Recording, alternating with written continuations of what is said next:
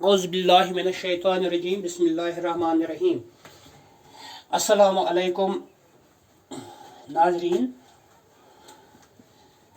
आज इसी चैप्टर का एक सब चैप्टर है हमारे पास। अभी तक तो हम देख रहे थे surface area of combination of solids.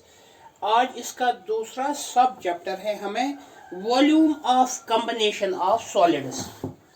Volume of combination of solids. तो इसमें क्या है कि एक ऐसा सॉलिड होगा जिसमें जो दो या दो से ज़्यादा सॉलिड से, डिफरेंट शेप्स के सॉलिड से बना हुआ होगा। तो ऐसे सॉलिड्स का हमें वॉल्यूम निकालना होगा। सिंपल सी बात है कि अगर हमारे पास दो तीन सॉलिड है और हम इनका वॉल्यूम निकालेंगे तो इनके एक ऐसा सॉलिड जिसमें ये सब के सब सॉलिड इंडिविजुअल सॉलिड समाये होंगे, उतना ही वॉल्यूम उसका होगा जितना इनका टोटल वॉल्यूम होगा। अब ये बात हम इलस्ट्रेट करेंगे न्यूमेरिकल एग्जाम्पल से, यानी जो हमें बुक में एक्सरसाइज है उसके क्वेश्चन से ये चीज़ें ज़्यादा समझ आएंगी। तो हम सीधा इसलिए क्वेश्चन पर आते हैं। यहाँ पर हमें एक क्वेश्चन है, पहला ही क्वेश्चन है, a solid is in the shape of a cone standing on a hemisphere. एक सॉलिड है जो कि हेमिस्फीयर पर माउंट किया गया है, जस्ट लाइक दिस। ये हेमिस्फीयर है और इसके ऊपर माउंट किया गया है एक कून। ये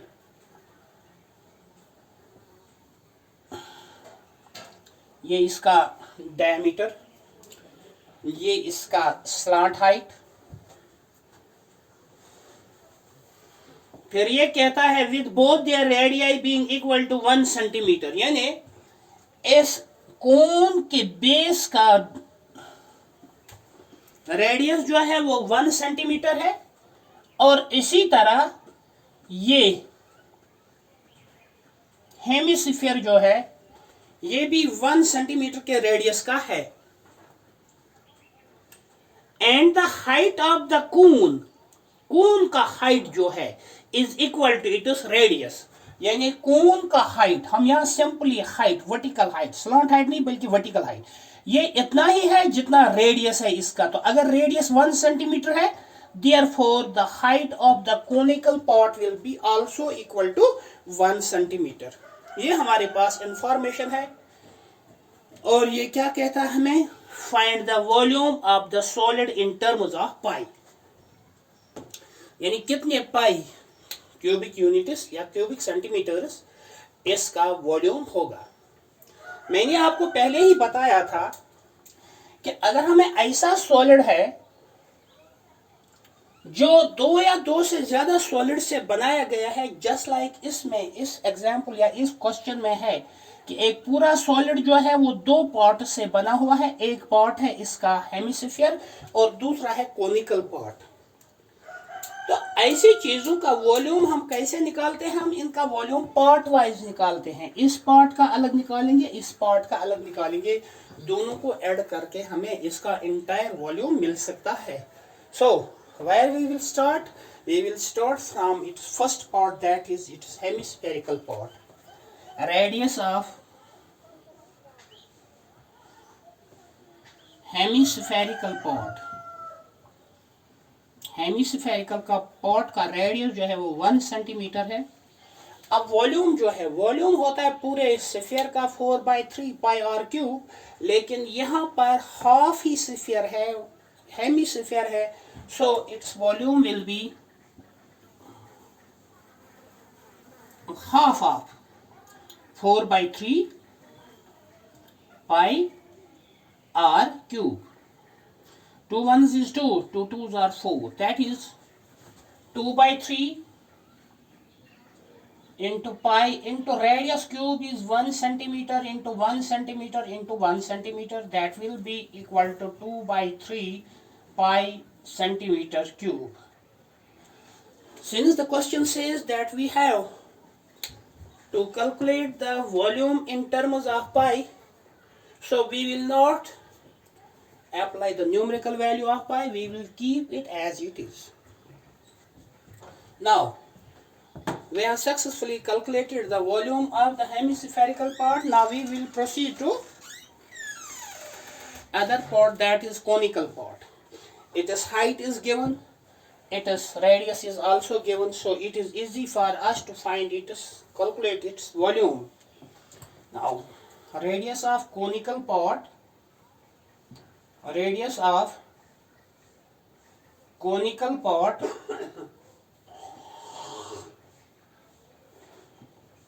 is 1 centimeter.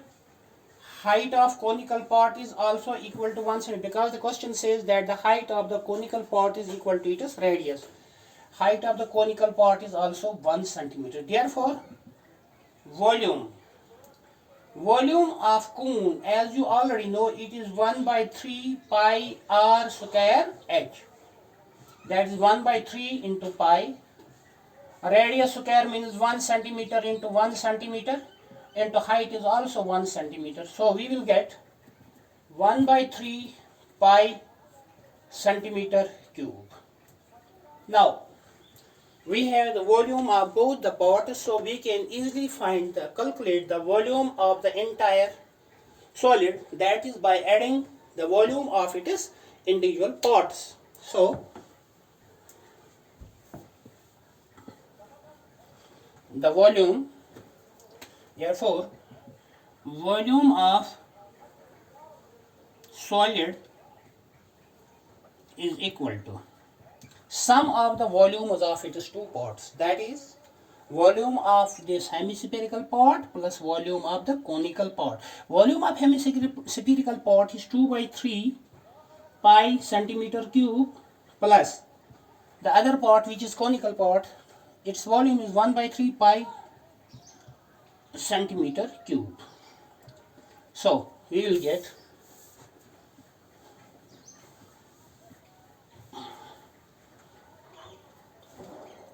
pi centimeter cube is common in both. Also 1 by 3 is also 1 by 3.